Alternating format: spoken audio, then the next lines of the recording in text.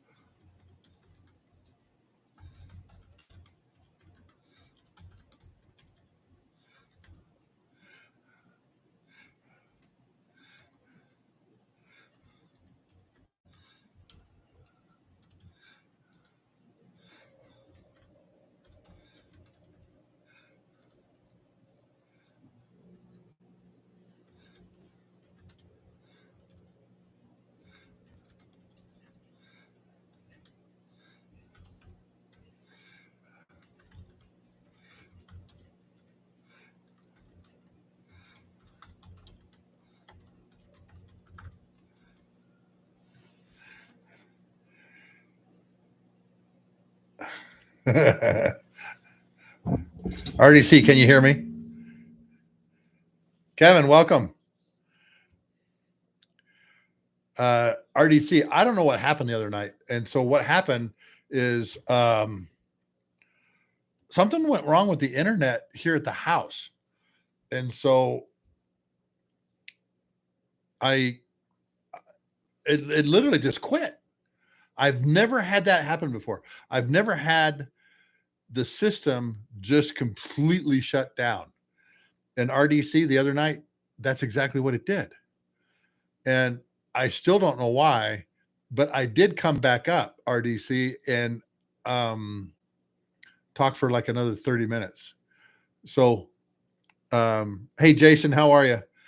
So RDC, if ever that happens again, be assured that I'm going to back out, refresh, go back in, and start back up, okay? Because I had some more things I wanted to talk about. And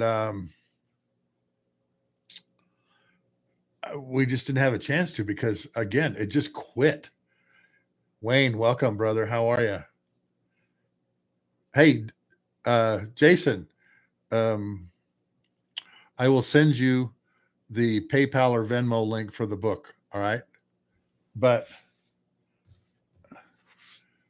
I've got yours right here. And I'll sign it tonight while we're talking, okay? Michelle, she wants one too. So I'll do that here in just a few minutes, okay? But as you guys, as all of you come on tonight,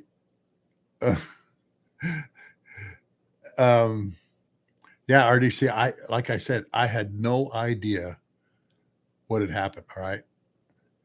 And Jimbo Slam, how are you?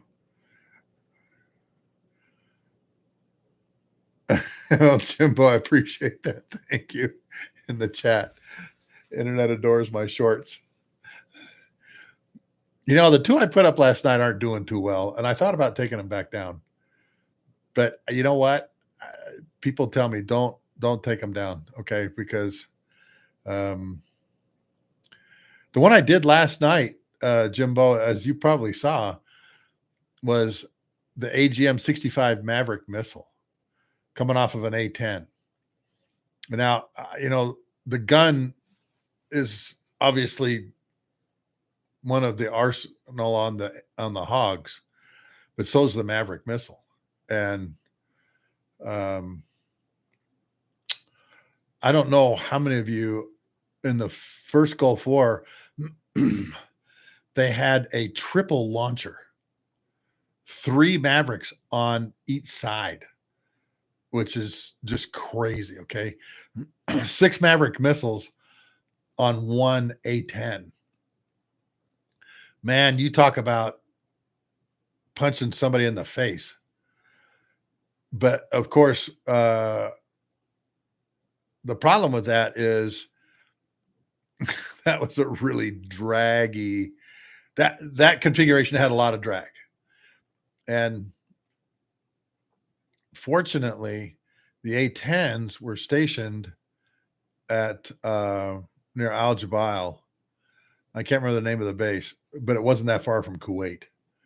So loading up that way during the ground war was fairly easy. And of course, by that time we had tankers over there, doing all kinds of great things. So Kevin, welcome. And yeah, but a 4-ship, I mean, think of that. A 4-ship of hogs taking off, each one of them carrying, the 1,100 rounds of the gun, 500-pound bombs, and 6 Mavericks, 3 on each side. That's quite the load. Normally, you only see the single rail launcher.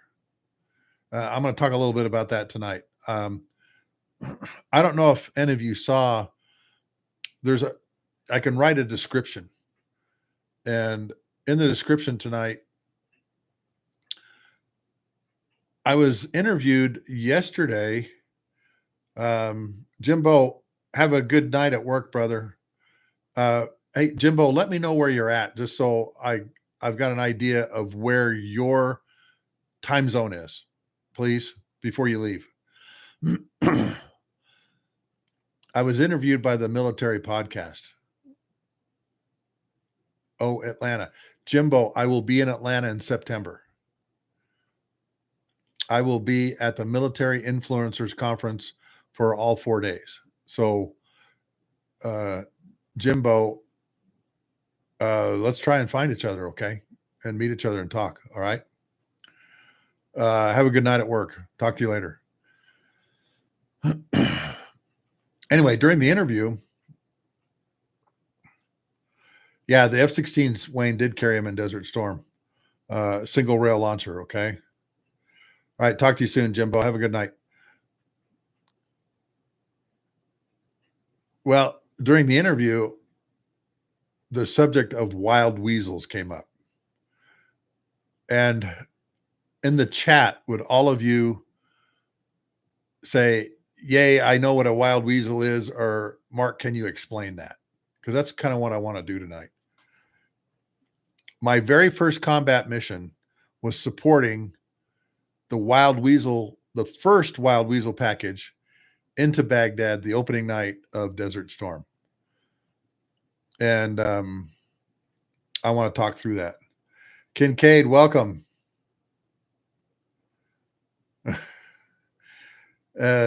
Welcome, Kincaid. You're also a new name I haven't seen. Yeah, Wayne, there were F4Gs out of George. It was the 561st. And the other unit was Spangdahlem, okay? And folks, you have to apologize to me. You can see as I go forward, light on my nose as I lean back.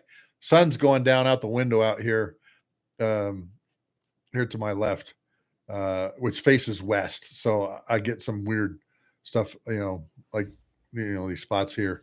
Anyway. So Wayne, the 561st out of Spangdahlem, squadron commander, his name was John Boy Walton. Now I've met John Boy. When I was writing my book, the opening chapter of my book is called Drinks for PooBah's Party. And PooBah is Lieutenant General retired now, Larry Henry. His call sign was PooBah. He was a famous F-105 EWO during the Vietnam War. And he helped design the integrated air defense takedown of Baghdad. And that integrated air defense takedown was subsequently named PooBah's Party. Now, I'm refueling the first Weasel strike package that's going in there. We are cores 6.4, 6.5, and 6.6, I believe. 3 A models. I'm a captain leading 2 majors. Let's see. I was from Kadena. I was in tail number 8019. And yeah, Wayne, that's the deal with this, okay? Hey, Michelle, welcome. Look what I have for you. we'll work out the payment, okay? And I'll email you how we'll do that. All right. But I'll sign these tonight. Okay. Anyway, Wayne, you're absolutely right. There was a huge, Sun Tzu, Art of War. All warfare is based on deception. And the drone deception portion of this was called Scathe Mean. It was given the nickname Scathe Mean, where they just send the drones into downtown Baghdad. And all it was to stir up the defenses, okay? And it did. And then, of course, the Navy launched tactical air launch decoys from the west to also do the same thing. And we took a page out of PooBah's party and PooBah's brilliance during the second Gulf War, and we did a very similar thing. I'll get into here in a minute. So the wild weasels were created during the Vietnam War. We had seen SA-2 guidelines and the fan song radars around Cuba in the 1962 Cuban Missile Crisis. And hey, just real quick, everybody in the chat, is the internet connection working okay? Are you guys able to listen and hear and see my mouth move, and my words aren't trailing off or anything like that? Just let me know. Okay, good. Thanks. Please tell me if that changes. Okay. Kevin, a Cobra pilot. Wow.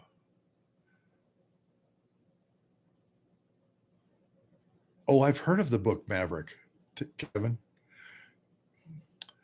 Anyway, so the party included Air Force F-4G Wild Weasels, and of course, the Navy coming in from the west and firing across the lake into Baghdad too.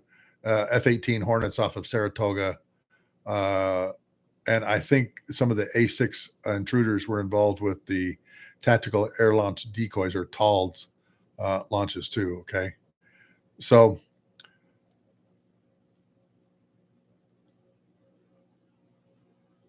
anyway, back to Vietnam, or the Cuban Missile Crisis, excuse me. McCone, who's the CIA director, John McCone, sees all of these fan song radars show up around Cuba, and then SA-2 missiles show up at the same time. Now, the SA-2 missile site looks like nothing else in this world. All right. It's a Star of David. It may be a pointy star, it may be a round star, but they're all situated in like a Star of David type of pattern. Well, of course, one of those SA-2s is who shot down the U-2 and Rudy Anderson, during the Cuban Missile Crisis, the only casualty on the American side. So now we're like going, okay, got an interesting problem here. And then, of course, we go to Vietnam, and what's there? SA-2s. And I think the first engagement was with some F-4s, and they shot down 2 of the 4 with the SA-2 guideline missile. It looks like a flying telephone pole. It's about 80 feet long, and is just coming up at you. It's got a booster, and then, of course, the regular missile. It's got a pretty big size warhead, too. I don't know right off the top of my head how big, but, it's coming up at you at Mach 3. So they had to figure out a way, how are we going to deal with this? How are we going to suppress this type of asset in the air defense network of Vietnam? And that's where they came up with the F-100s first, 2-seaters. And as Wayne has here in the chat, they're kind of like motto. So let me talk about that just real quick. The first F-100s were going up with bombs and rocket pods. It's like face palm, because we didn't have any real precision guided weapons at that time period. And they were working on the Shrike. The AGM-45 Shrike missile was the first anti-radiation missile, but it didn't have a lot of range. But fortunately, we had some really smart people that were able to fix that. So the first actual wild Weasel airplane was a 2-seat F-100. Now, Wayne has in here, 100 Killers is a great book by Danny Hampton, and he talks about this. So,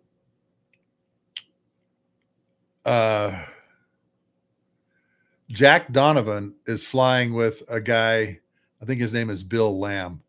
Bill Lamb's fighter pilot. Jack Donovan is actually a B-52 EWO, electronic warfare officer. And they're explaining the mission to him, because they're asking for volunteers to do this mission. And Jack Donovan goes, okay, wait a minute. Let me get this straight.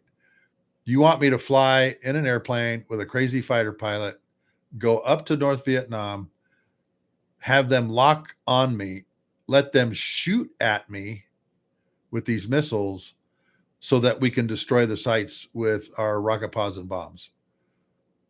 And they're saying, yeah, that's what we're trying to do here. And of course, Jack Donovan says back to the people that are interviewing him, you got to be shitting me. YGBSM. That's how that came about. Jack Donovan, who's passed away a couple years ago, is the one who created that YGBSM moniker that goes with the Wild Weasels. And of course, that YGBSM acronym was on their patches and all kinds of things. Okay. And Al Lamb and Jack Donovan moved over to the F-105. So the F-105 2-seat F model and later G model became the next Wild Weasel 2 and 3. Version 3 was the F model, and it had sensors all around it, but not like we have now, obviously. And they developed the tactics to go up with cluster bombs and strikes on the Weasels. So the F-105s had a centerline 500-gallon tank, 2 CBU-52 cluster bombs on the inboard pylons, and a Shrike on one pylon, and a ALQ, I think it was 87 on the other one. You could not go into North Vietnam, and you could not go into the Hanoi area unless you had a working electronic countermeasure pod, an ECM pod. And the ALQ 87 was like the first of its kind. So there was a great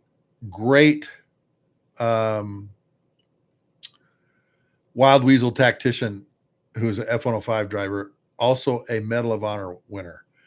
All of you need to go look up the name Leo Thorsness. Last name is spelled Thorsness. Congressional Medal of Honor winner while he's flying a Weasel. And when you read about the mission that he got the Medal of Honor, it's amazing. At that time period, they only gave the Medal of Honor to the front seater, not to the back seater, which his back seater, his name is Johnson. I've actually met him because later on, Thorsness and Johnson were shot down on their 97th mission. They only had 3 more missions to fly, and they were going home. And at that time period, the F-105 Wild Weasels were having a lot of attrition because this was an extremely dangerous mission. You had to get locked up and actually let the missile fire at you before you could fire back. And I'm going to talk about those restrictions here in just a minute. But Leo came up with the idea, hey, I mean, we've seen all kinds of competitions, track and field where they're tossing the javelin, stuff like that. He goes, we got to come up with a better way to do this to increase the range. And so Leo came up with the idea of coming into the target area and then kind of bringing the nose up 25, 30 degrees and then firing the Shrike. And it gave it more range for the Shrike so that the 105s would actually skirt inside the 23-mile to 27-mile footprint of the missile, but were able to just be on the edges, not like right in the heart of it, until you, of course, you drop the cluster bombs. And that allowed them to shoot the Shrike at a much farther distance and a little bit safer, like I said, on the edges of the range of the SA-2. So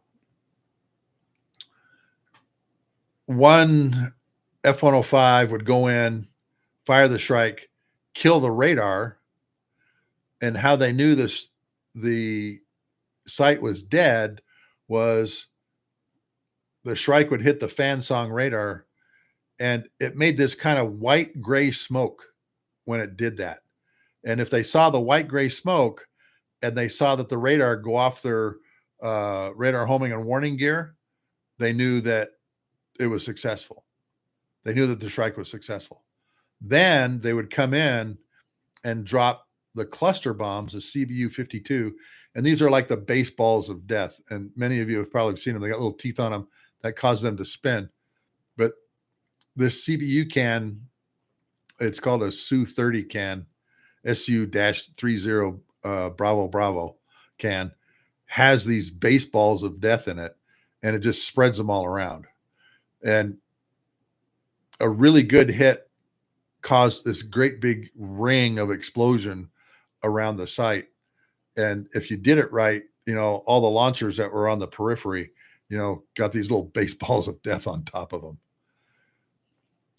But that was the Wild Weasel. The fan song radar. Okay. And the fan song radar underwent several variants during this time period too, because, you know, as we were learning, they were learning too. And the Russians were sending different kinds of things. And their tactics also changed. And one of them in particular is talked about in the book. And I want all of you, I'm gonna put this in here, okay? I want all of you to go get this book.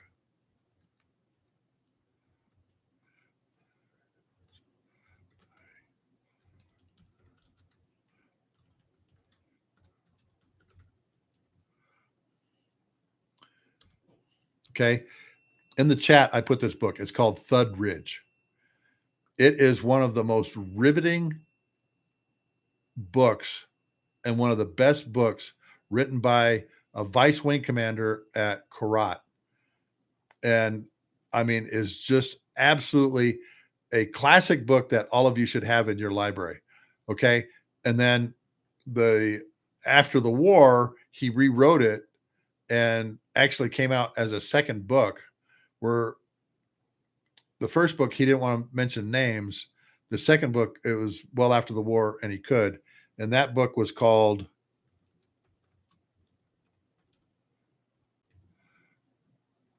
Going Downtown. If you get both of those books and read those, I promise you, you will not be able to put those down, particularly Thud Ridge, because he goes into, and remember I mentioned restrictions. He goes into, hang on a second.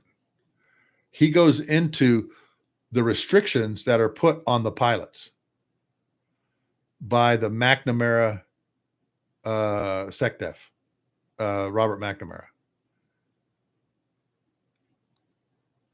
I want you to understand this. The SAM sites were restricted targets until they shot at you first. Yeah, the logic of that is stupid. All right. I know all of your heads are out there going, wait a minute. You want to kill it before it shoots at you? Yes, you do. But under the rules of engagement at the time, you could not fire at a SAM site until it fired at you first. And a matter of fact, when some of these pilots went back to Washington, D.C., and were talking to the Deputy Secretary of Defense, they got in this big argument. And the Deputy Secretary of Defense, whose name escapes me right now, said to some of the operators, "You don't expect them to use him, do you? This is just a ploy by Moscow to appease Hanoi. They're not going to actually use him." And it's like, well, they'd already lost like 4 or 5 airplanes to these things. And of course, the SAM sites had anti-aircraft guns to support them. So these 105 Weasels are going into these threat rings with missiles that can shoot 23 to 27 miles that are also supported by guns, 37 millimeter, 57 millimeter, 85 millimeter, 100 millimeter guns, all of which can be radar directed guns too. My uncle, flying his F-4 on his very first combat mission, got shot down by a radar directed 37 millimeter gun that was being operated with a Russian guy in the seat. The Russian came to see him in prison and brought him his helmet. So the Russians were actually running some of these sites. So those were the restrictions that were placed upon the pilots and the electronic warfare officers. Okay. Filter Troll, welcome, brother. The other restriction that just drove everybody nuts, you couldn't take out the MiG bases. Cap, Baithong could not touch them. Now, some people did. There's one guy that said he saw a MiG taking off, and he just kind of went to burner, and actually the MiG had just lifted off and was bringing its gear up when he shot it down. But you could not bomb the SAM sites or the MiG airfields during the first part of the war. Nixon's SecDef, and his name escapes me, changed all of that. But under Robert McNamara, those were restrictions, okay? Just think how stupid those are. You have to wait for your adversary to shoot at you first before you can shoot back. And in a duel with multiple SAM sites that are shooting at you from different directions, and I'm going to explain that here in just a second, with guns shooting at you that are supporting those things, I mean, it's just crazy, okay? And what they would do is they'd have 2 different SAM sites shoot at you at the same time to get you to react one way or the other. Hey, Yui, welcome. To get you to react one way or the other. And when you reacted, one missile would shoot you down. Okay, yeah, layered. Thank you. Thank you, Kevin. And you're trying to get away from one missile and you get hit by the other one. They called this tactic, the Weasel guys called this tactic Dr. Pepper, because you're getting shot at from 2 different directions, sometimes 3. Well, as the Weasels went on in the war, of course, we learned a lot more about their tactics, learned a lot more about their electronics. And newer electronic countermeasure pods were created, like the ALQ 101 pod. And some of the airplanes would fly with an 87 and a 101 pod, an older pod and the newer one. The Wild Weasel F-105G had jammers built into the sides of it. And if you look at a G model F-105, you can see these blisters on the side of the airplane. They also added one more asset to their arsenal of missiles, and it was called the AGM-78 Standard Arm, anti-radiation missile. And what it was the same missile that they put in the Navy ships. But now they've got a seeker head in it that hunts for radar beams. and it had, I think, about a 50-mile range, if I remember right. I'm gonna have to look that up. So now they're way outside the range of the SA2s, unless you're being shot at from different directions. And there's some great pictures on the web. Yeah, Yui, Hunter Killers by Dan is a great book. And there's some great pictures of this if you go out on the web and put in F-105 Wild Weasel and SA2 guidelines, Wild Weasel missions, okay? And it shows a Shrike coming off or one of these standard arms coming off, particularly at night. Now, how do I know all of this?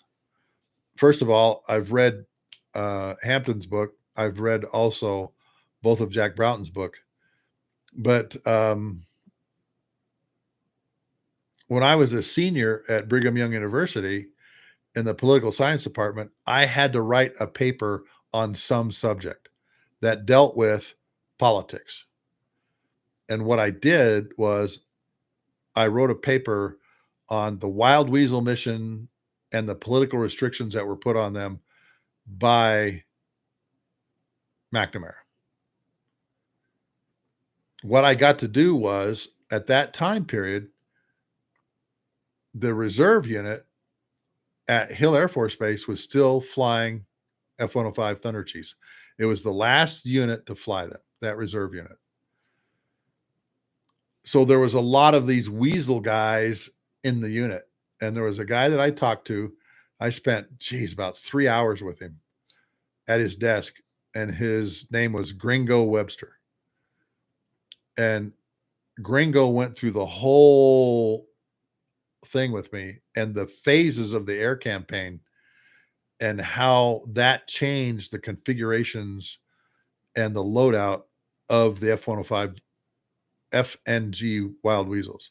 Now they're all upgraded to G models with the ECM blisters, the new electronics and everything that helped them greatly.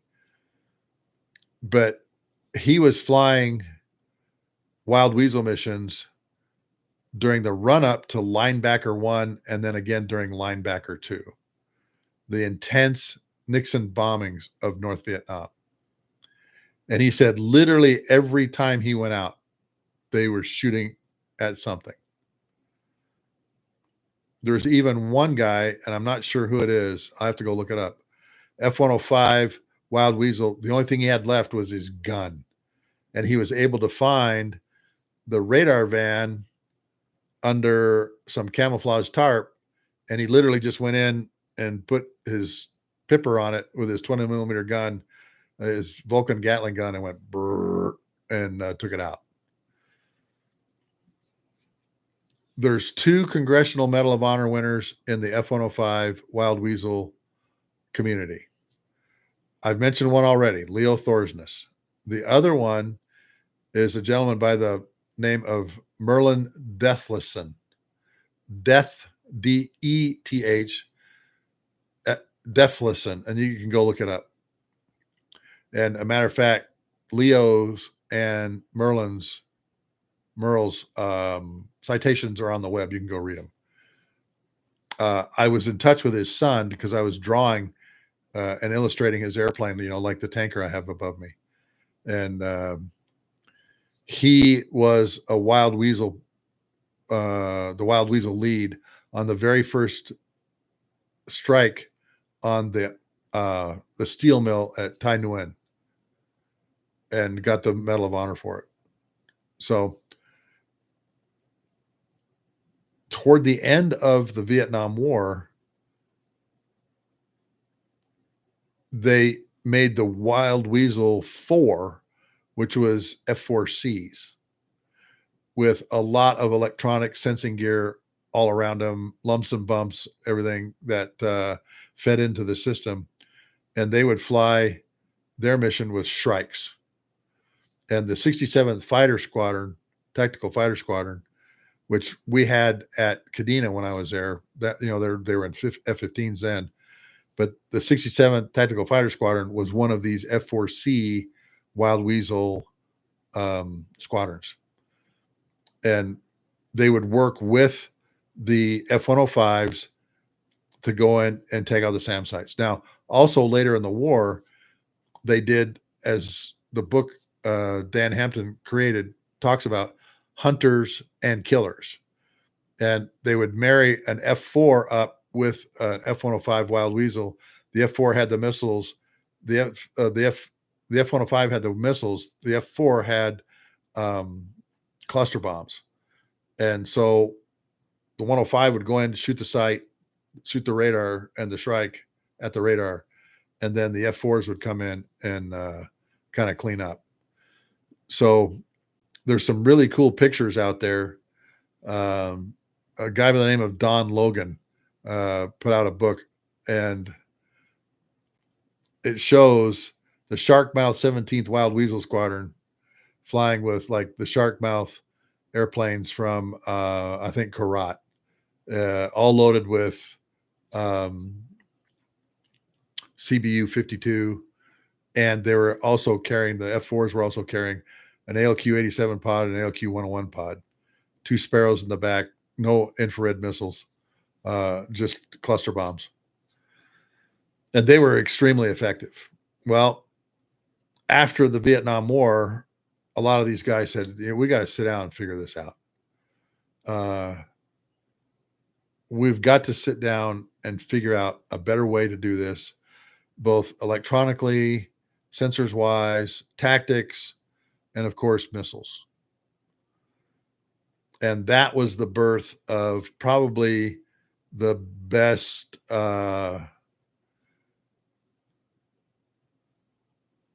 in my opinion, Wild Weasel version that came out, the F4G Wild Weasel that I'm familiar with. And the AGM-88 HARM, high-speed anti-radiation missile, that goes so fast that the radar sites couldn't react, because it was above Mach 3. So imagine you have a white missile with, I think it's 900 tungsten quarter-inch steel cubes in its warhead, moving at the same speed that SR-71s move, coming at you and your radar site. And there's all kinds of things on the web and all kinds of videos on YouTube that show how accurate HARM was in the different modes that it had. It had what's called a pre-brief mode, where you knew which SAM sites you were going after. And then it had a target of opportunity mode, so that when something popped up, you could just swing to it and shoot. And they call that a slap shot. The radio call sign for that particular employment is called a slap shot. And they'll say slap shot and give a heading. And Dan Hampton talks about this in his book, Viper Pilot. And you turn to that heading and you basically launch the missile down the throat of whatever it is that's shooting at you. Okay. All right. Let me catch up real quick with what's going on here. Great book. Another great book of the air war is 11 Nights of Christmas. Yeah, the B-52s. That was some weird stuff going on too. Strike missile, 100-pound warhead. Yeah.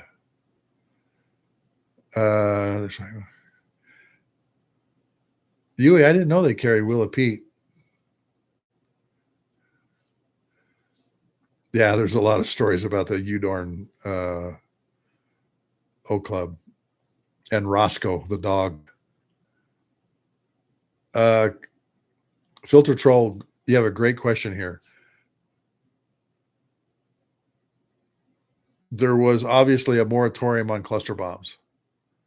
So what did the military do, U.S. military do? Figured out how to make a cluster bomb that would actually fit into the Accords, which we did.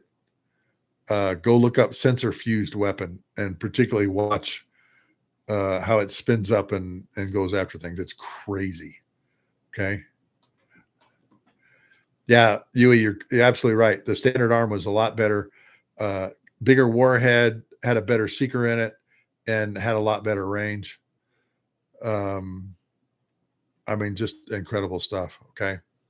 So let me go back to F4G Wild Weasels.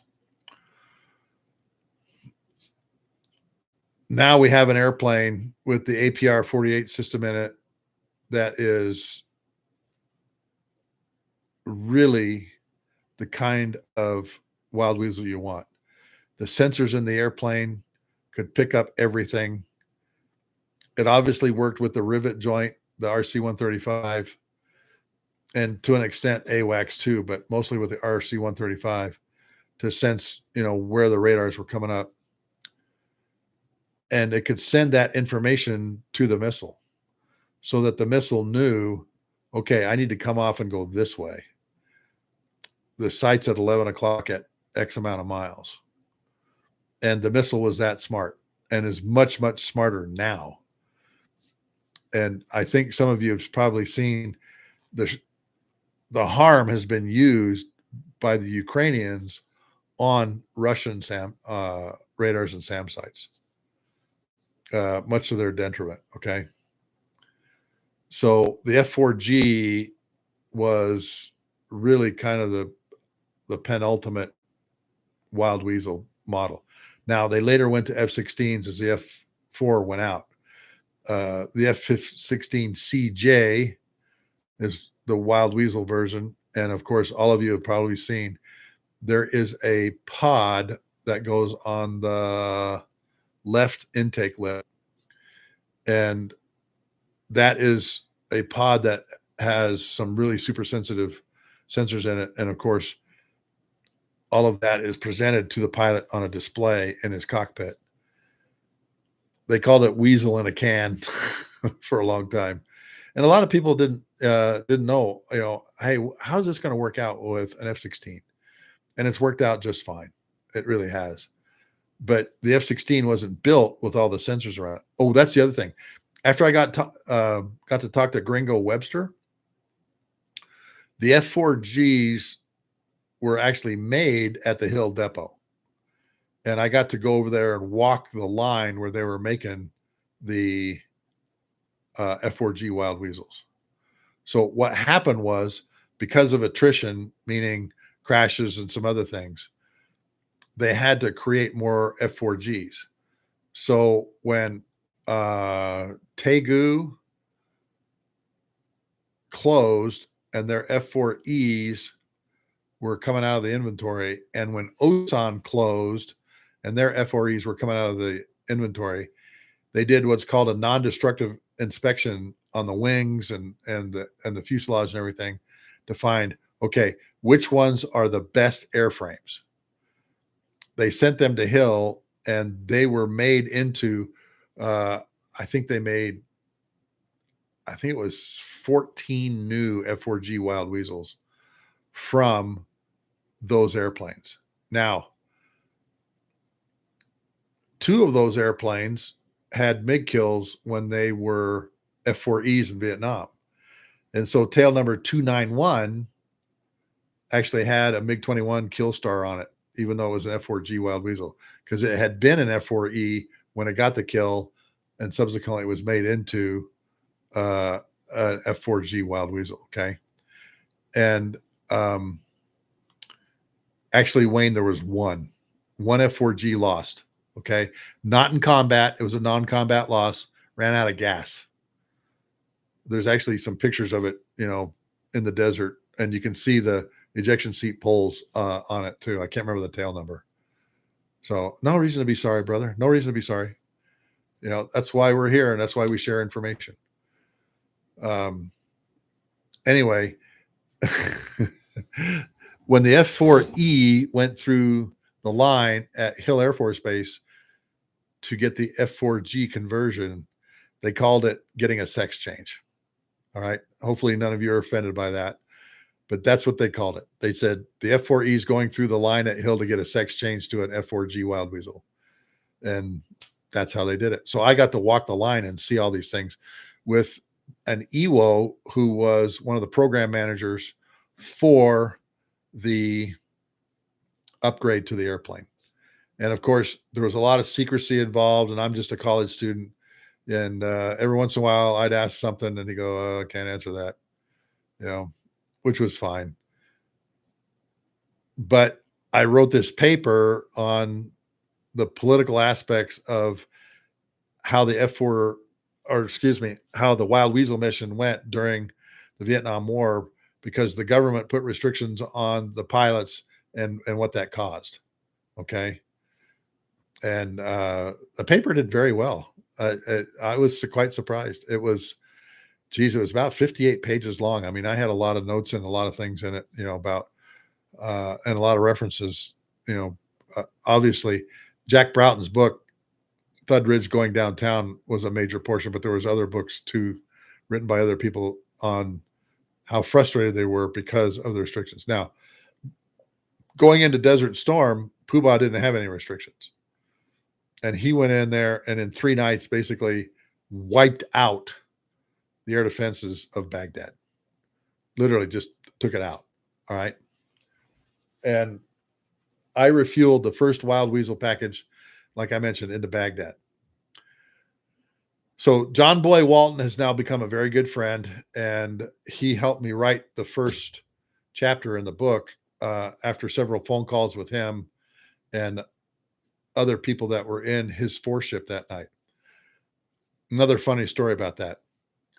So everybody's getting call signs. The F-16s I mentioned the other night had dog call signs: Spaniel, Collie, Shepherd, Pug, things like that. The F-15 air-to-air guys actually took the tankers' call signs. All right. We were using petroleum because that made sense. We're the tankers in the air. And we actually switched with the F-15 light gray air-to-air community as, again, part of the deception of the opening night of Desert Storm. So they became oil products, all right? Mobil, Pennzoil, Citgo, Xerox. Those were the first four force ships that were flying the opening night, and they were clearing a path out in front of everybody. Pennzoil, Mobil, Citgo, and Xerox. All right. So John Boy calls up to the black hole and goes to the planner, the Weasel planner up there, and he goes, what are we going to use for a call sign? And he goes, I don't know. What do you want? And of course, John Boy now has an open door to basically name his Weasel community. And he goes, hey, are beer call signs taken? And the guy goes, no. Matter of fact, they're not. So all of the Wild Weasels during Desert Storm had beer call signs. And the opening night of Desert Storm, on my tanker leading a 3-ship, I had Coors 3-1 through 3-4. Behind us was Michelob 4-1 through 4-4. And behind them was Lone Star 5-1 through 5-4. All named after beer. Okay. Nah, Yui, St. Pauli Girl is too long. Okay. You have to have it. They had Pabst, Coors, Lone Star, Michelob, a German beer. What was it? There was a German beer that they had in there too. Okay. It wasn't Bitburger because the Span guys were from there. Anyway, Falstaff was one of them too. Budweiser, obviously, that was one of them. Okay. Oh, yeah, Lowenbrau. That was Yui. You're right. Lowenbrau was one of them that they used. Okay. So they're all named after beer. But see, here's the cool thing, folks, about this. The really cool thing about this. Okay. When you heard a dog call sign, you knew it was F-16s. When you heard an oil products call sign, you knew they're F-15 C models. When you heard NFL teams, you knew they were F-15Es.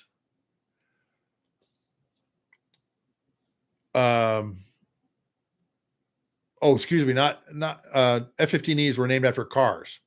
Porsche, Chevy, Buick. The F-111s were named after NFL teams: Cardinal, Bears, Rams, things like that. The EF-111 Ravens were named after household tools. Okay. Thank you very much, Wayne. Thank you once again. They're named after household tools: wrench, ratchet, things like that. All right. So when I was refueling the F4Gs going into Baghdad, we had Coors 3.1 through 3.4, and we had Drill 7.1. And Drill 7.1 was one of the EF-111s. There were Drill 7.1, 7.2, and 7.3. And, oh, man, I'll never forget this. It's going to make me emotional, too. The number 4 guy, as I mentioned the other night, couldn't get his gas. And they were doing all kinds of things to make sure he could get gas because they wanted all of the 4 ships to go in. And finally, after doing some stuff, he was able to take on his full load of gas. Problem was, we were approaching the end AR point on a track called Lime Pre that was right below Baghdad in Saudi airspace. I mean, literally right below it, pointing right at it. And Asensio was the aircraft commander. And finally, he was able to come up. Well, we got to the end AR point, and I just continued on. My job is to make sure these guys are full of gas. Yeah, I could have turned around, but that wasn't the right decision. And I knew it. So we continued going while Coors 3.4 was working its fuel problems. Okay. And he couldn't get the tanks to depressurize so they could take on gas. And as soon as the door would shut, as soon as the door shuts, the air refueling door shuts, receptacle shuts, it would repressurize. Okay. But he had it open and it wouldn't depressurize. So they couldn't put gas in the tanks. And what happens is there's these fuel masts out on the at the wing fold point that are supposed to open up so that, you know, all the air comes out of the system when you put fuel in it, JP4 in, or, excuse me, JP5. And it wouldn't do that. Well, finally it did that. Okay. And he hooks up, he's getting gas. And then finally we get a pressure disconnect with him. And Coors 3.4 and my boom operator screaming in the back, we got a pressure disconnect. We got a pressure disconnect. He's got his fuel. He's got his gas. Okay. And they drop down below us. And my navigator is telling me, we got to turn soon. We got to turn soon. You know, I don't know what he meant by soon, but he was just saying, we got to turn. Anyway, John Boy Walton is out here on the wing, out here next to me. Okay. He's the closest airplane off my left wing. He waves like this, okay, from the front seat, drops down below us and pushes off. And I'm like going, okay, I guess they're done. But I continued going forward, okay, because I don't know the status of the airplanes behind me. Have they finished refueling? And my co-pilot looks out, Kenny looks out, he goes, here comes another 4 ship. Here comes the last 4 ship. And all of a sudden, Coors 3.1 through 3.4 appeared underneath me, came out from underneath the nose. Oh, God, I'll never forget this. Came out from underneath the nose. And the EF-111 was moving from right to left behind them to the left side to go toward his orbiting station so he could start jamming. That night, there was a overcast blanket at 9,000 feet that literally started right at the Saudi-Iraqi border. And it was this cottony looking like blanket of overcast right there. And I saw John Boy and his Weasels come out like this, and then their lights went off. Their formation slime lights went off and everything. I could still see them because they're silhouetted over this bright white blanket. Even though there's no moon out there, you can still see it. And I see them move off, and I see the EF-111 moving like this, but the EF-111 is painted differently. It's lighter grays, and so it moves off over here on top of the blanket of puffy overcast clouds at 9,000 feet, and he kind of disappears, which is kind of weird. Okay. And his slime lights go off. And so now I say, okay, we can turn. All right. And we go into a left-hand turn. As we go into a left-hand turn to come back around and leave, I can see the other wild weasels going underneath me. And I just thought that was the coolest thing to see that. Right at the border, a 9,000 foot overcast cotton deck of clouds, and all these airplanes are now pushing out in front of me. And they're turning off all the lights, meaning what they're doing, what's called their fence check. Their fence check is an acronym, all right, for fuel, electronics, navigation, countermeasures, and ECM. So when you say fence check, of course, they didn't say it over the radio. It was just at a spot. Okay. Yeah, Wayne, it's going over the line. Okay. What I didn't realize was their fence check was the Saudi-Iraqi border. And so as I turn like this, my navigator says, we just missed going over the Iraqi border by about 2 miles. 2 miles.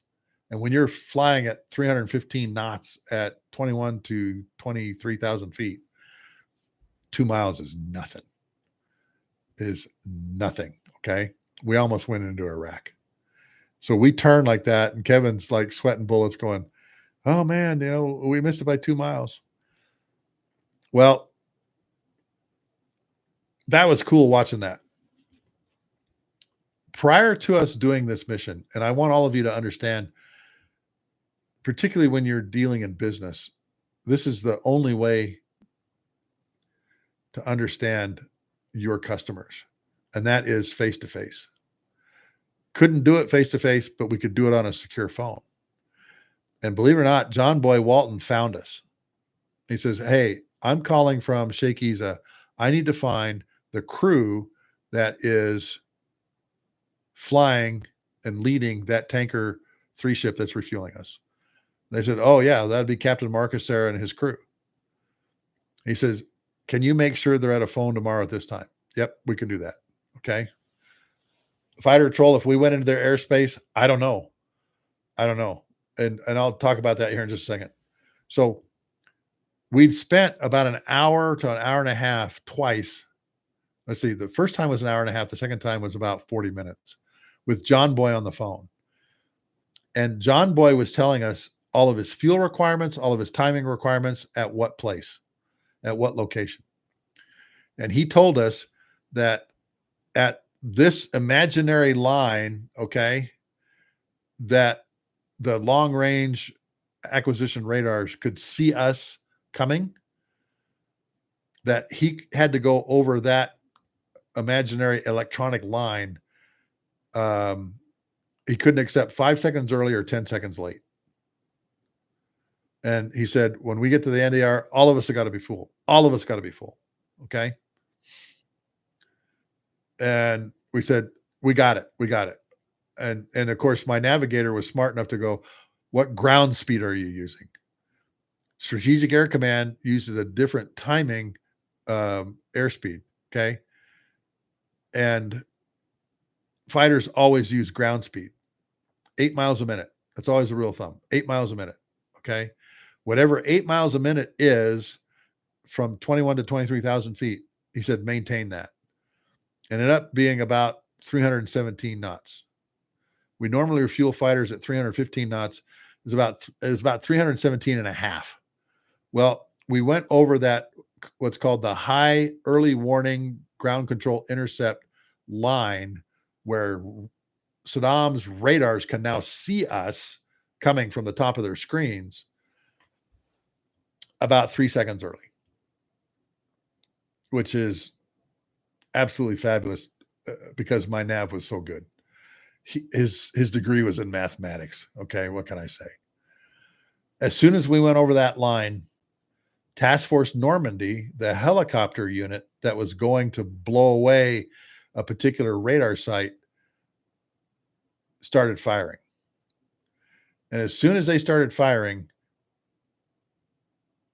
MiG-29s and Mirage F1 started taking off, and the AWACS was just screaming, okay, over the radio. All right. Multiple groups of Fulcrums and F1s. Manny, like 165, 55 south fast, meaning that bullseye point, they were on the 165 heading at 55 miles, heading south fast, and they were climbing. All right.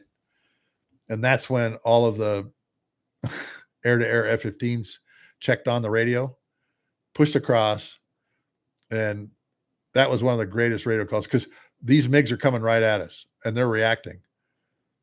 And I hear Penzo check 2, 3, 4, Sicko check 2, 3, 4, Xerix check 2, 3, 4, Exxon check 2, 3, 4, push purple 1 now. And that was these 2 8 ships of F-15s checking on. They pushed across, and they shot down like 7 MiGs that night in like a matter of like 7 minutes. Because a little bit later we heard picture clear to the north, meaning all the MiGs were gone. They'd all been shot down. All right. Yeah, the MiG split us right in the ground and blew up Huey.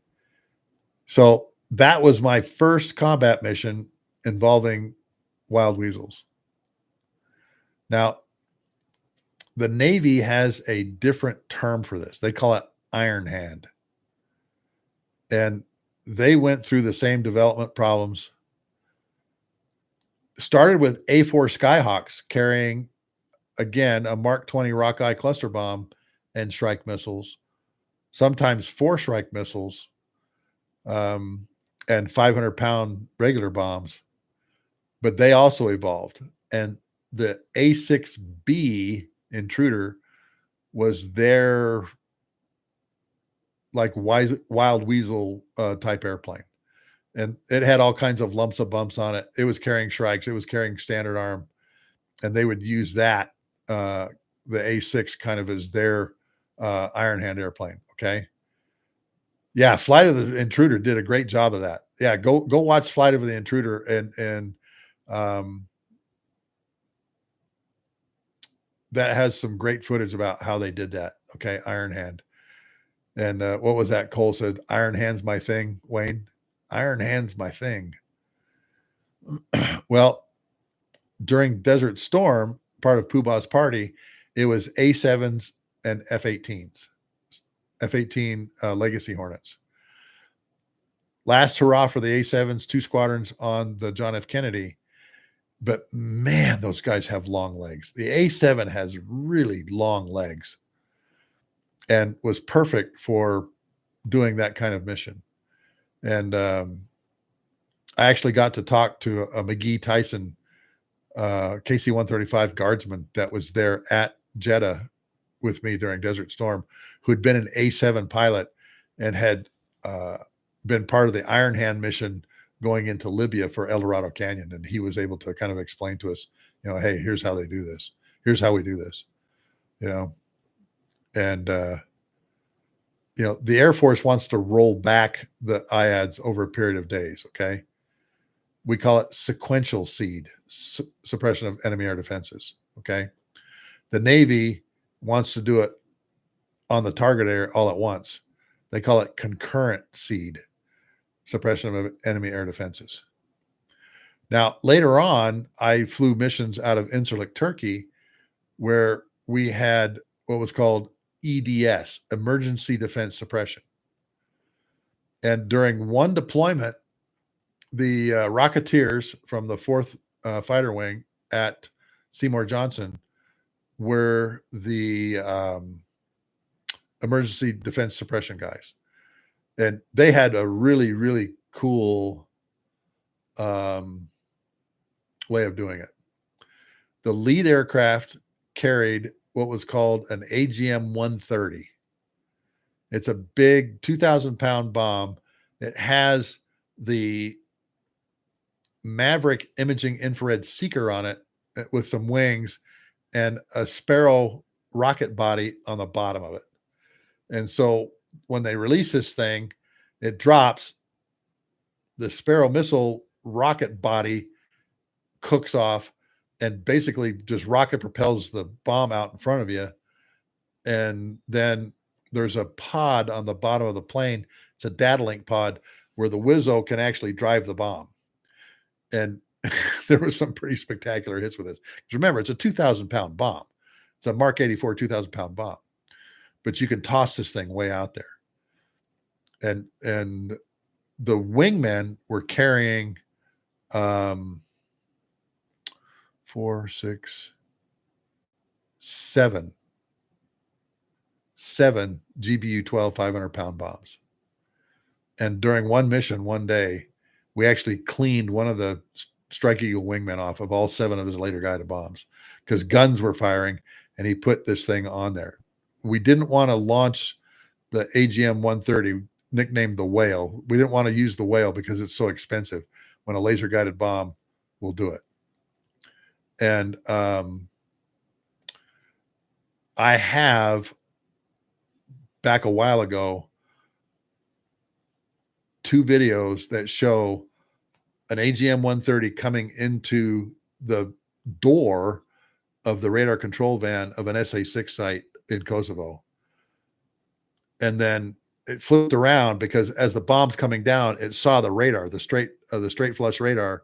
They went, oh, there's the radar. And they flipped around and launched another one and hit the radar. Okay.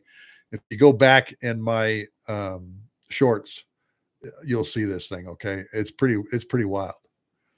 And obviously those videos made the highlight of the night, you know, what we called the greatest hits over Belgrade.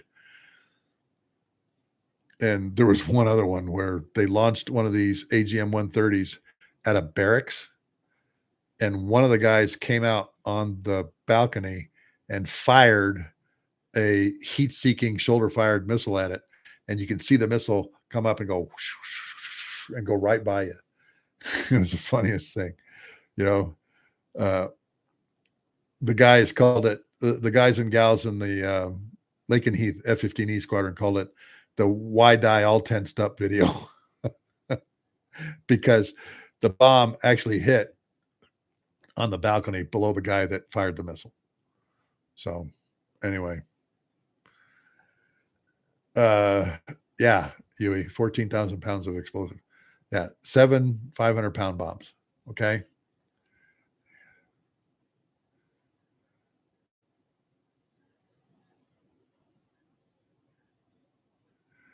Wait a minute, Filter Troll, is that happening right now? Filter Troll just wrote, dozens of strategic air tankers have lifted off from their bases in the U.S., flying out over the Pacific, heading out to the Middle East. They're going the wrong direction. That can't be good, right? Well, 2 things about that, Filter Troll.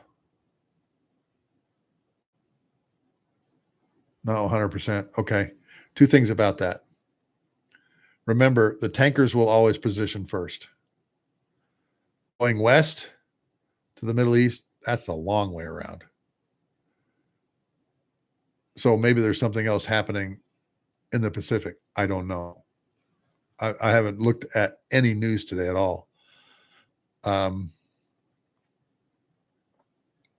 We call it an air bridge.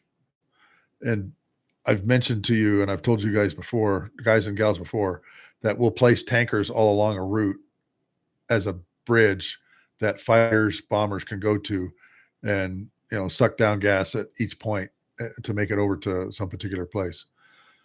Going west, it'd be Western tankers from like Fairchild, KC-46s from Travis, things like that. But, and Filter Troll, correct me if I'm wrong here, I believe the KC-46 fleet is grounded right now for inspections of their booms. Hopefully most of you have heard that They had a KC-46 incident on the East Coast where the boom came off. And I saw a picture of it, and it came off in the exact location when they had the incident with the F-15E Strike Eagles on the West Coast. This was on the East Coast. So there may have been some shenanigans with the receiver that caused the boom to come off. But of course, Boeing has its name up in lights right now for a whole host of reasons. And of course, everybody pointed to the KC-46, when in fact, it may not be the 46's fault. It may have been what we call a brute force disconnect with the Raptor. I don't know. We have to wait and see what the accident report says and the investigation board comes up with, okay, when they do the investigation. But back to filter troll, when you're talking about dozens of tankers, there may be receivers on those tankers, because when they join in formation with us, they turn their ADSB off. We're the primary navigation tool. We're the primary squawker. So you never know if somebody's under the wings and moving off. So I don't know what's going on, but having been a very experienced tanker planner, the air bridge is setting up for something. And it doesn't necessarily have to be kinetic. It could be humanitarian too. Okay. I want all of you to write this down. All right. I'm going to give you the 3 legs of the stool that military operations stands on. These 3 terms. Okay. The first is joint integrated fires. Joint integrated fires. Do I need to write that down in the chat? Let me know. Matter of fact, let me just do it real quick.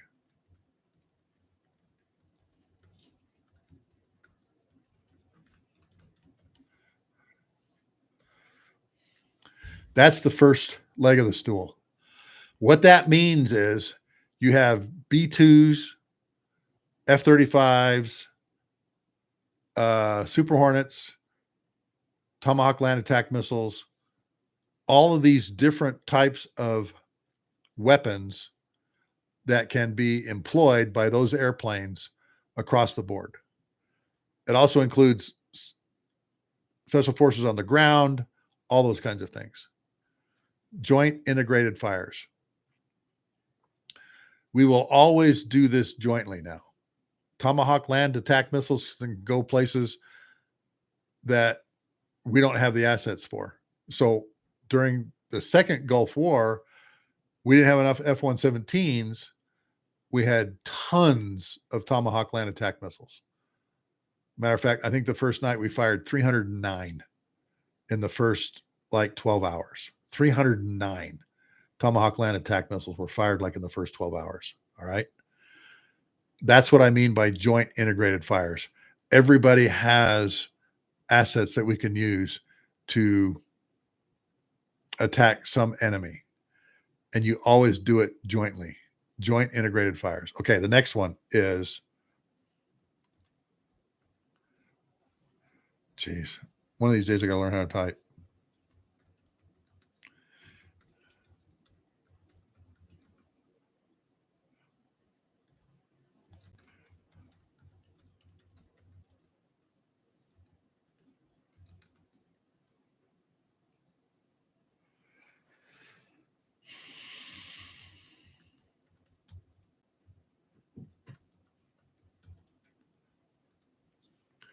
Persistent intelligence, surveillance, and reconnaissance. Persistent ISR. That means that you have your enemy covered in so many different ways, not just from the air, but on the ground, satellites, all kinds of things, that you know when they're moving, how they're moving, but more importantly, in some instances, you know their intentions. That's the one thing about the rivet joint. It does electronic intelligence, signal intelligence, and communication intelligence. And if you're calling someone and telling them, I want you to start shooting in 5 minutes, this airplane may pick that up, know the intentions, and we can put our joint integrated fires like off the end of the runway. Great story from Desert Storm. The Iraqis hadn't learned not to talk yet. And a 4-ship of MiG-23 floggers at like, I think, H3 called the tower to get engine start clearance, taxi clearance, and takeoff clearance as they were moving out to the end of the runway, which the rivet joint picked up. Sent a flash message to the AWACS telling them, put a 4-ship right in front of these guys as they take off to the east because they were trying to run to Iran. All right. And a wall of Eagles intercepted these guys because we knew their intentions and what they were doing and where they were going. And I believe they got 3 of the MiG-23 floggers. The 4th one didn't take off because the 3rd one, I believe, was bringing its flaps up and its gear up when it got hit by a missile off of one of the F-15s. Classic intercept. Classic intercept with total situational awareness of what's going on here. All right. So persistent intelligence, surveillance, and reconnaissance. Okay, the next one is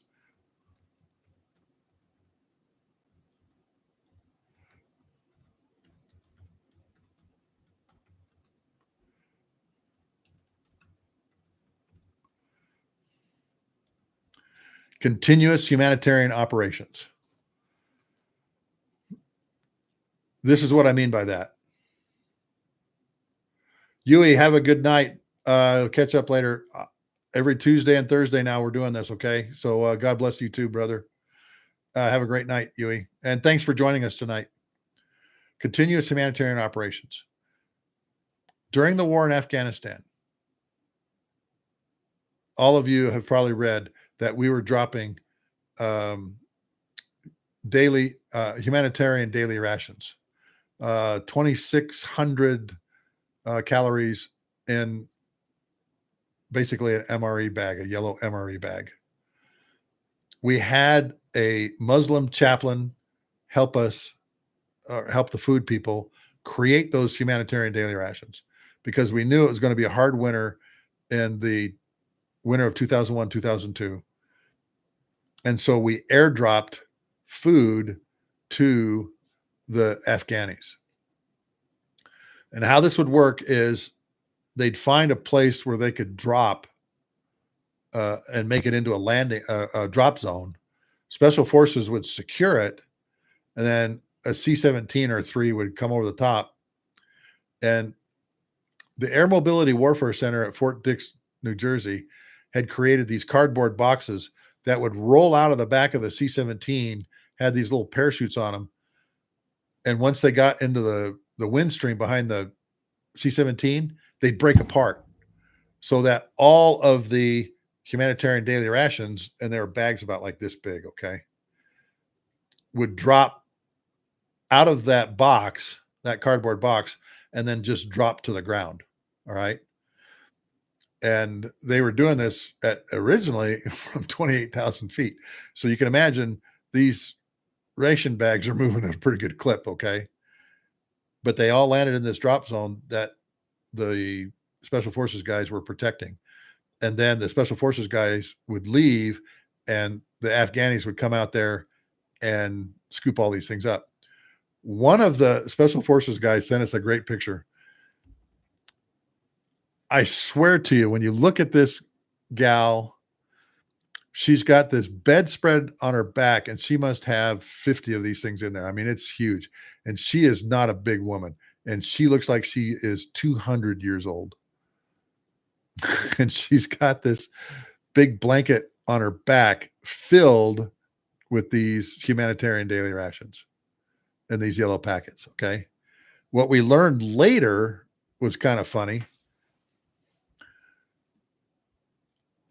Just to put something spicy in the bags, they put little bottles of Tabasco sauce. I don't know where they got them, but they have these little bottles about yay big of Tabasco sauce. And you know what? Those little bottles of Tabasco sauce became like gold to the Afghanis. They'd never tasted it.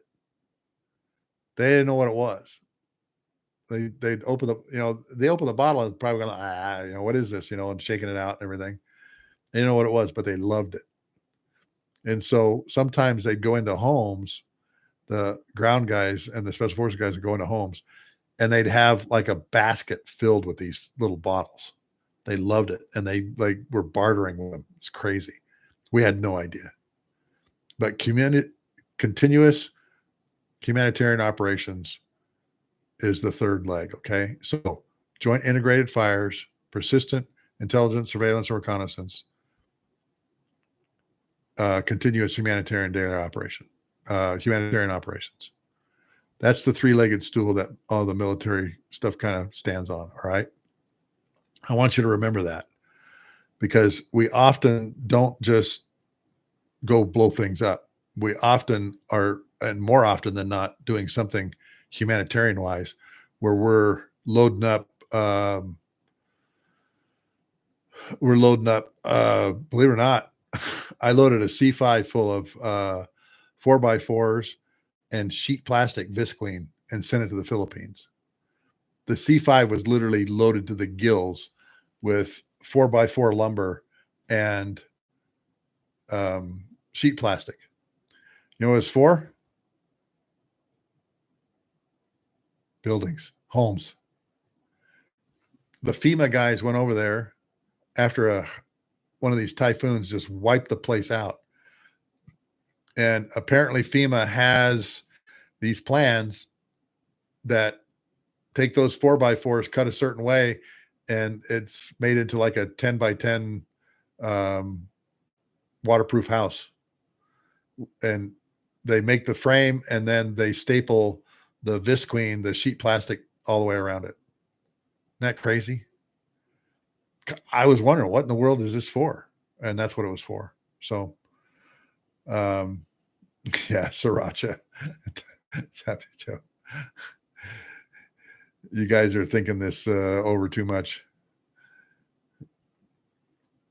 Anyway, folks, we have been going for an hour and 22 minutes. Have any questions? Any of you have any questions? Oh, I got books to sign. Jason and Michelle. Michelle, are you still here? Jason, I know you are. All right.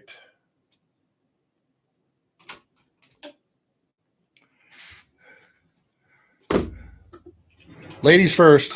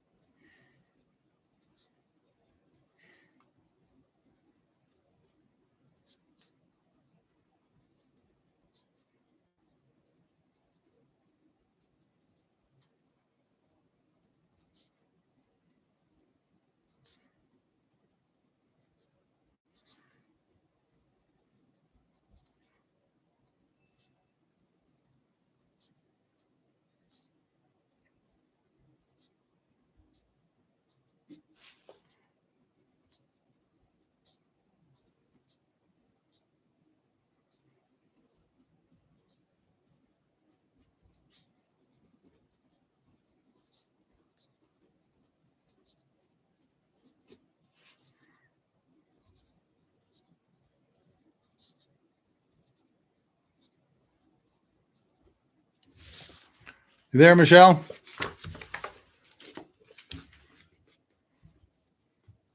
There you go. Thanks for joining us on my YouTube lives. I really appreciate it. Enjoy these stories of courage, humor, innovation, and even failure from a KC-135 cockpit. NKWTG, nobody. Nobody kicks ass without tanker gas, nobody. Mark R. Hacera, Sluggo sends. That work for you?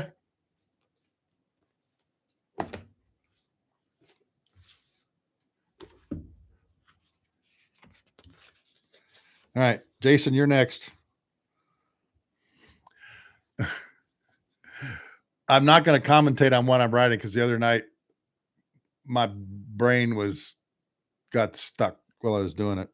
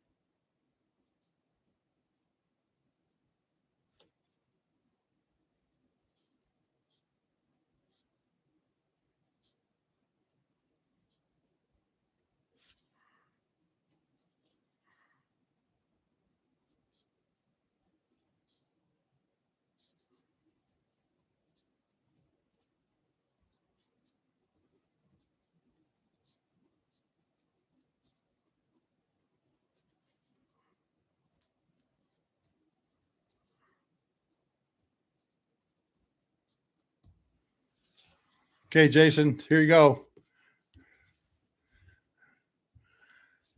Thanks for joining my All Ranks Club Patreon group. Enjoy these stories of courage, relationships, initiative, and failure from a KC-135 cockpit. Nobody kicks ass without tanker gas. Nobody. Mark R. Hacera, Sluggo sends. All right, Jason. Jason, I'll send you the Venmo and the PayPal link. Michelle, I'll send you an email on how we're going to do this. Okay. But Michelle, I need you to send me your address. Okay. Email it to me. Okay.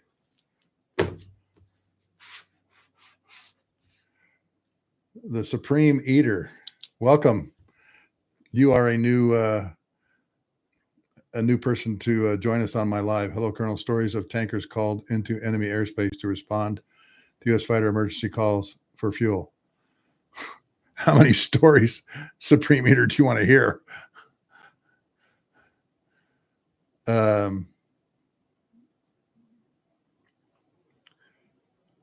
Oh, Jason, I'll put my address in the email. Okay.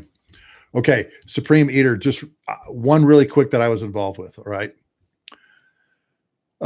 Fourth day of Desert Storm. Walk into the building with my crew, a lieutenant colonel by the name of D. Wright, David Wright. Just his call sign was D. Wright, waiting for us at the top of the stairs. Points down at us, goes, "Are you guys coming in to fly?" And normally D. Wright's not standing at the top of the stairs. I go, "Well, yeah, D. Wright, we're coming in to fly. What's up?" "Your mission is canceled. Go straight to mission planning. Wait for me there." And I'm like going, "D. Wright, what's going on?"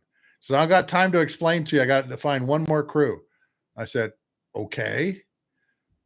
Bottom line up front,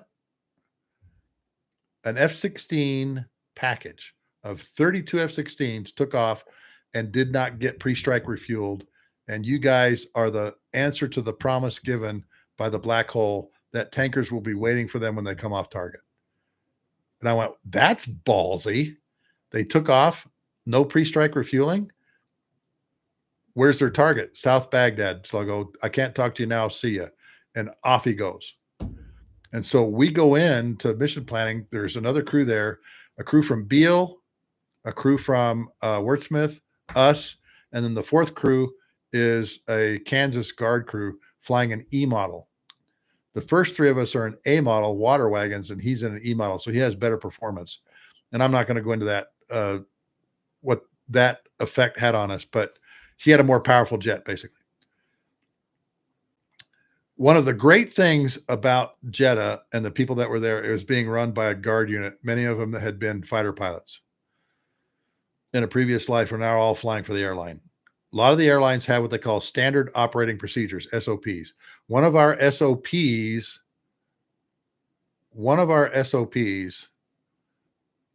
we created for our formation briefing. We created a standard formation SOP that leadership had to sign you off of, and you got tested on orally and with a written test. Okay. They want to make sure everybody's on the same sheet of music. They do this in the fighter world. Okay. The squadron SOPs are something that are basically your Bible for the time period that you're there, which helped us greatly. The other thing that helped us a lot was we had some crews that had colds because of the cold weather, you know, and they were out what we call cocking on airplanes. They would do all the pre-flights up to engine start, so that as soon as we got in the cockpit, we could just literally start engines and take off. Normally it takes 45 minutes to do a KC-135 walk around. D. Wright said we had to be airborne in 35 minutes. Airborne in 35 minutes, okay? We're humping, all right? So Dan Favorite gets everybody together and goes, standard operating procedure for formation. Any questions? No. We'd all been tested on it. We all knew what it meant. We all knew how to handle that, okay?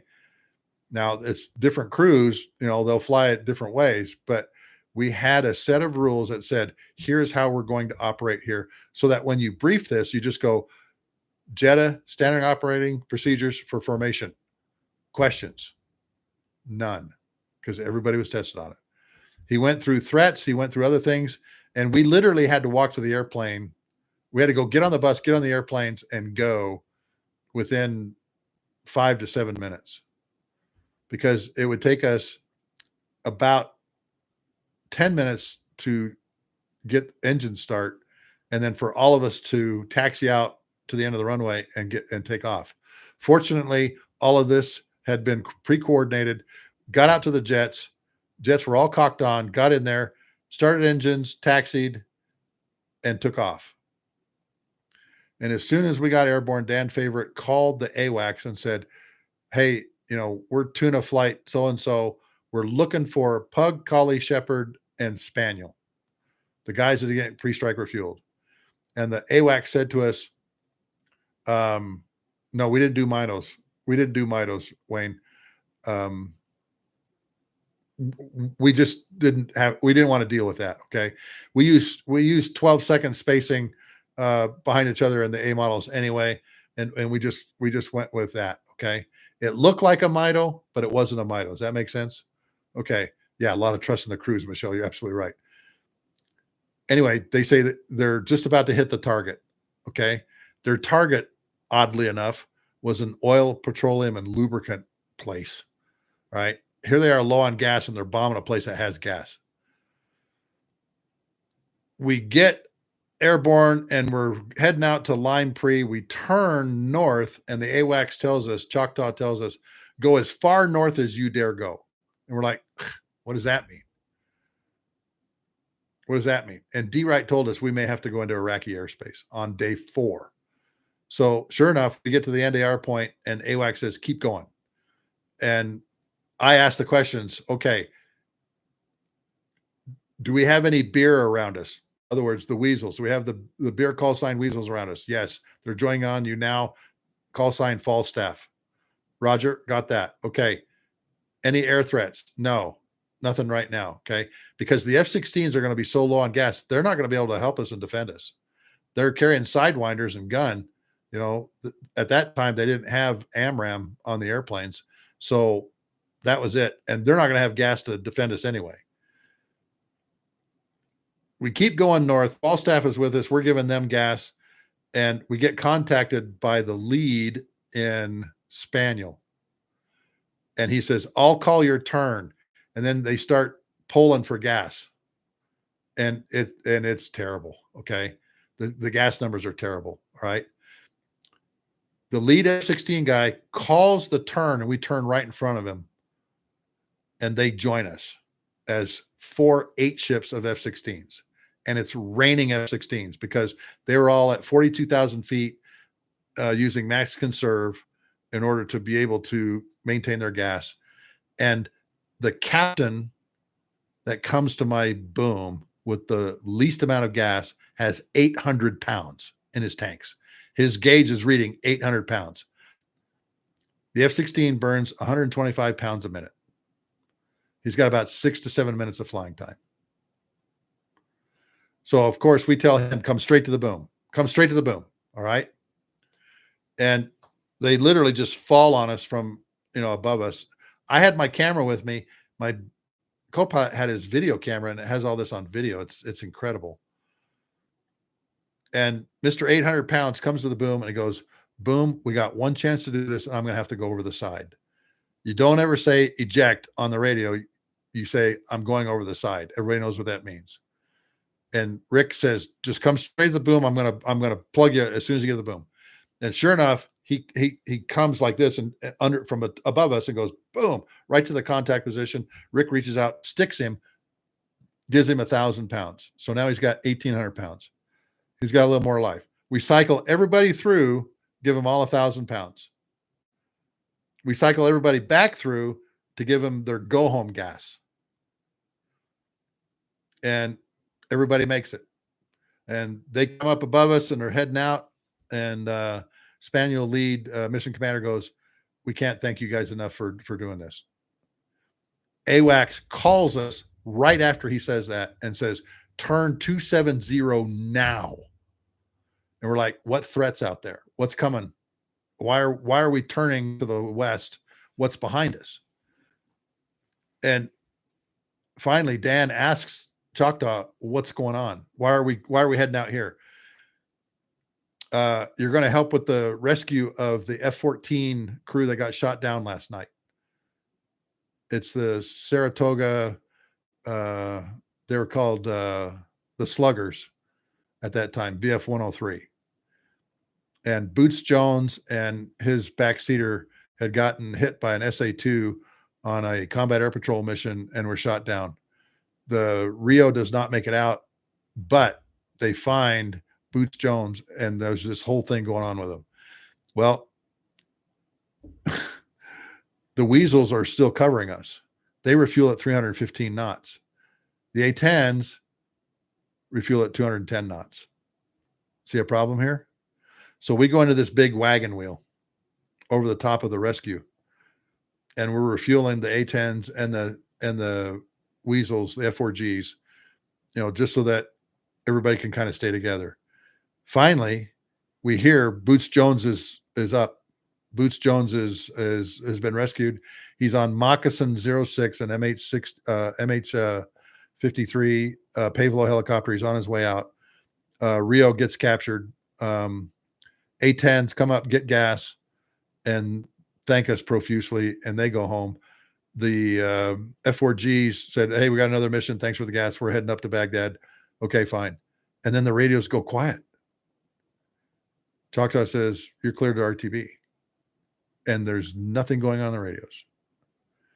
And so you've got your throttles up, fuel tanks full, hair on fire, and all of a sudden, everything's quiet. It was really weird. And we came back in and we landed. And of course, D Wright's waiting for us. He goes, how'd it go?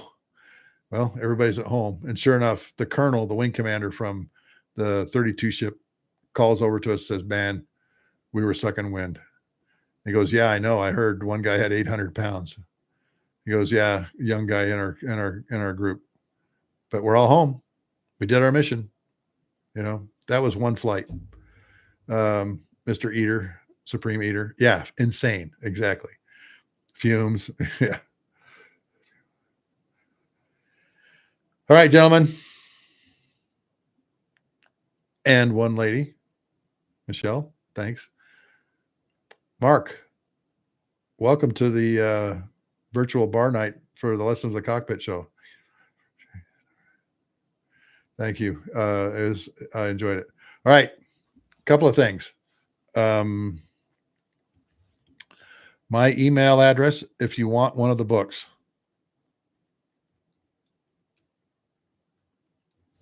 Email me right there. All right. I will send you the Venmo and the PayPal link. $27 for the book. The $7 covers the shipping and handling. The $20 is for the book. It is going to the Airlift Tanker Association Heritage Committee. So it's a tax write-off, folks. All right. Remember that. I know it's not a lot of money, but it is. All right. Please subscribe to my YouTube channel. Also, oh shoot, I should have got this link. Wait a minute, let me get it real quick. I don't know if this is going to show up on screen or what.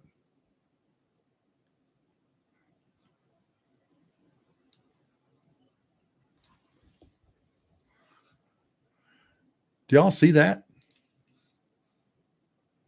I'm just curious. If I brought that page up, did you see it?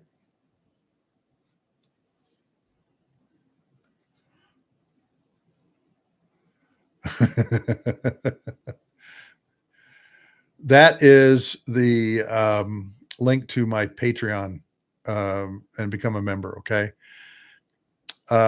If you join at the designated driver and at the by the bar monthly fee, you get one of these every month. This is a sticker 7 inches long that peels off, that you can put on the back of a computer, a water bottle, or wherever you want to paste this thing. And I've had them on my water bottle for over a year. Not only have they not come off in the dishwasher, they haven't faded either. We have a really, really good printer. He's got really, really good ink. Okay. So if you become a member of my All Ranks Club, you'll get one of these in the mail every month. I have 10 of them. We're working on 15 more to include U-2 spy plane, Focke-Wulf 190, just a whole smattering of different airplanes, F-35, F-22, KC-10, those kinds of things. Okay. So just so you know, there is a tanker that you'll get too. This is Peggy. This is the New Hampshire Air National Guard Wing King jet. Shane Meter is the gal that actually painted the tail while this was deployed to Alaska for Red Flag Alaska. All right. Here's one that I love. Okay.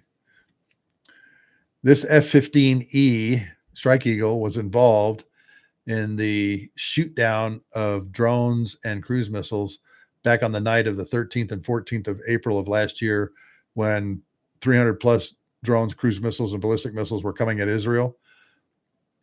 This airplane is called Claw and Kitty, and it got 11 drone and cruise missile kills that night. Again, it peels off so you can stick it on stuff. Okay.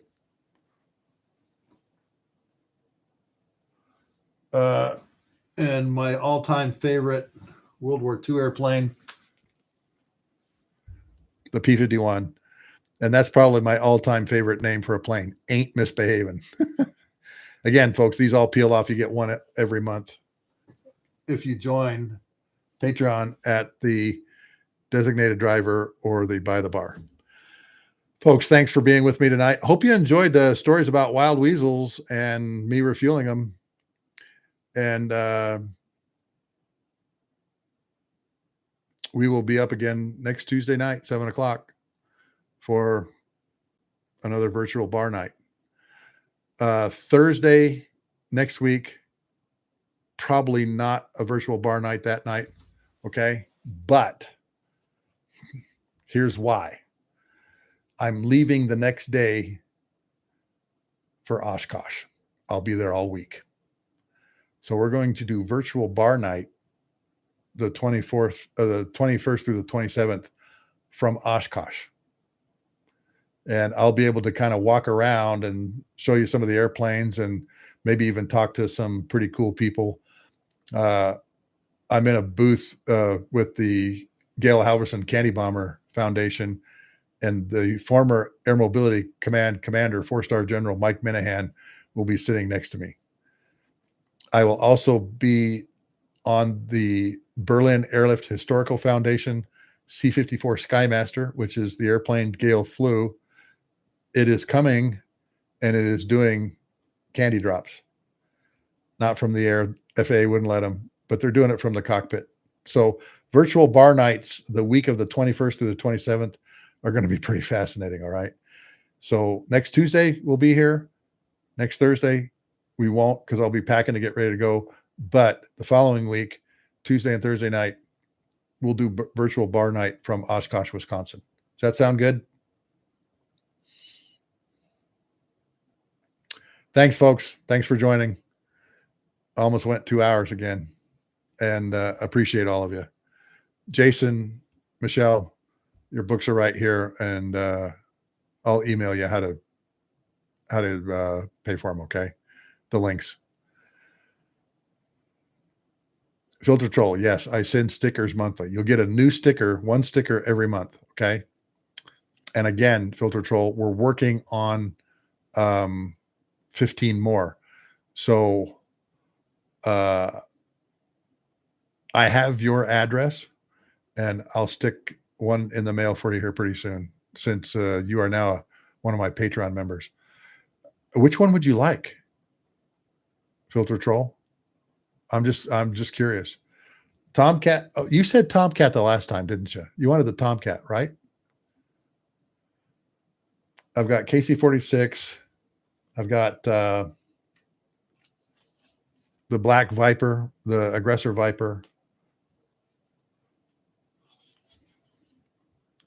F-117.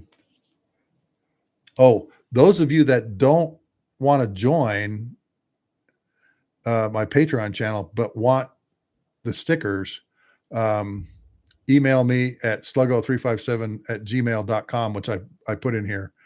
And I sell the stickers as a pack of 10 also. All right. Okay, folks. Have a great night. Enjoyed being with you tonight. Have a great weekend, and enjoy family time. Sluggo signing off here.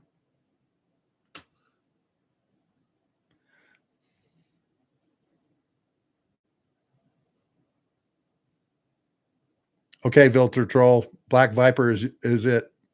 I'll make sure you get it. Okay.